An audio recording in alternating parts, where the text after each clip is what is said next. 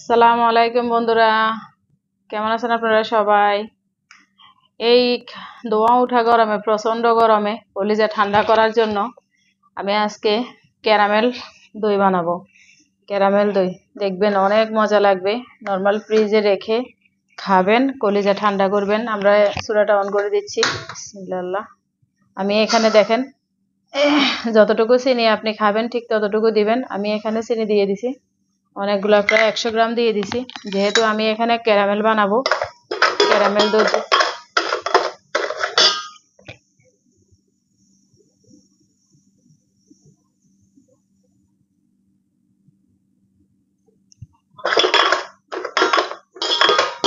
দেখেন বন্ধুরা, এই যে আমার ক্যারামেলটা হয়ে গেছে অলরেডি। দেখছেন, মাত্র 1 মিনিট লাগছে। ক্যারামেল দই এভাবে বানিয়ে খাবেন, দেখবেন। আমি এখন 1 লিটার দুধ ঢেলে দিব এখানে। দেখেন বন্ধুরা, আমি এখানে 1 লিটার দুধ দিয়েছি। দেখেন এই যে 1 লিটার দুধ দিয়েছি আমি এখানে, ফুল ক্রিম মিল্ক।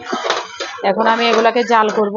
জাল করার আগে দেখেন, আমি এখানে একটা পাউডার দুধ নিয়েছি। এই যে পাউডার দুধটা আমি কেটে নিচ্ছি। এখানে আমি পাউডার দুধ দিয়ে দিব। দেখেন, আমি অনেকগুলা পাউডার দুধ দিয়েছি, প্রায় 150 গ্রামের মতো দিয়েছি। এখানে অনেকগুলা পাউডার দুধ দিয়ে দিয়েছি।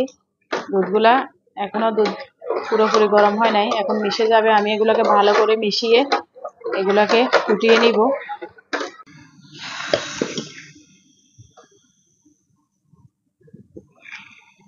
দেখেন বন্ধুরা, এই যে আমার দুধটা ফুটে উঠেছে অলরেডি। দেখেন কতগুলা দুধ, দেখছেন। আমি 1 লিটার দুধকে জাল করে আরো একটু কমিয়ে নিব।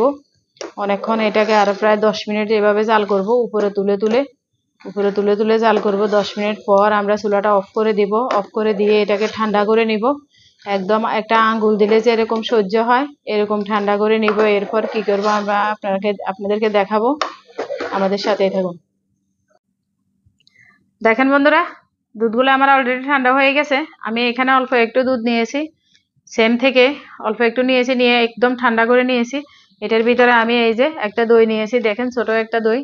এই দইটার মিষ্টি দই নিয়েছি। এই দইটাকে আমি এখানে মেশাবো। এই যে এখানে এখানে মিশিয়ে নিব। মিশিয়ে দইয়ের ভিতরে আমি অ্যাড করব এই দইটাকে। এভাবে মিশিয়ে, এভাবে অত বেশি ভালো করে মেশাবো না, জাস্ট হয়ে গেছে। এখন আমি এখানে মিশিয়ে দিব। এটা আলতোভাবে মিশিয়ে দিব।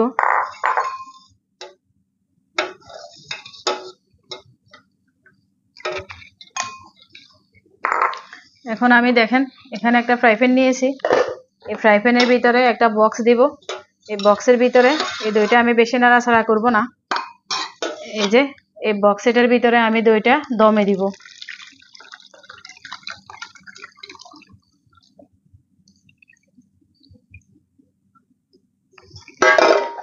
এটার ভিতরে এই যে দেখেন, আমি একটা ঢাকনা দিয়ে, একটা কৌটার ভিতরে একটা ঢাকনা দিয়ে এখানে রেখে দিব।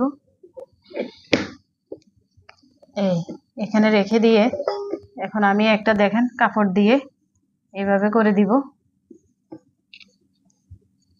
এই যে এই বক্সটার ভিতরে যেন দমটা থাকে, যেন গরম থাকে, সেজন্য এভাবে করে আমি এই যে এই ঢাকনা দিয়ে এইভাবে রাখবো। এভাবে 12 ঘন্টা রাখবো। 12 ঘন্টা পর আমরা ফিরে আসবো। আমাদের সাথে থাকুন।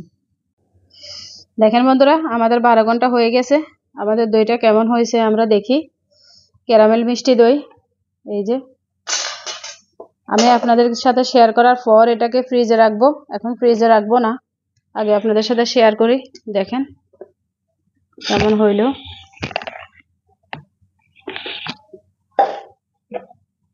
মাশাআল্লাহ মাশাআল্লাহ। দেখেন দেখেন দইটা কতটা সুন্দর বসছে, কতটা ফাইন।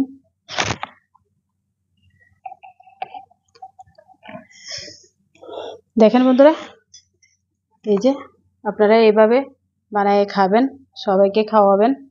দেখবেন অল্প সময়ে, অল্প খরচে, অল্প উপকরণে খুব সুন্দরভাবে আপনি ইজিভাবে বানায়ে সারা মাস ভরে এই গরমে, প্রচন্ড গরমে ফ্রিজে রেখে খেতে পারবেন। আমি কিন্তু ফ্রিজে রাখি নাই।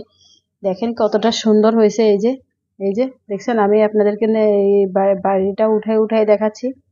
এই যে দেখছেন, মাশাআল্লাহ, এত সুন্দর আমার আগে হইতো না, এখন হয়তো আপনাদের উছিলায় হয়েছে। দেখেন বন্ধুরা, এই যে মাশাআল্লাহ কতটা সুন্দর হয়েছে, দেখেন কতটা দারুণ হয়েছে। আপনাদেরকে দেখাচ্ছি এখানে, এই যে দেখছেন, আমি এখানে সার্ভ করে দেখাচ্ছি।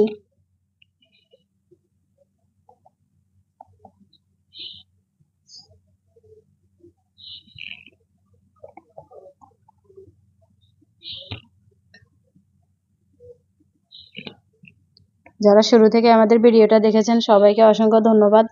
ভালো লাগলে একটা লাইক করবেন, কমেন্টস করবেন আর শেয়ার করবেন। আপনারা সবাই এভাবে বানিয়ে খাবেন। আমাদের ভিডিওটা পুরা দেখবেন, আমাদের সাথে থাকবেন।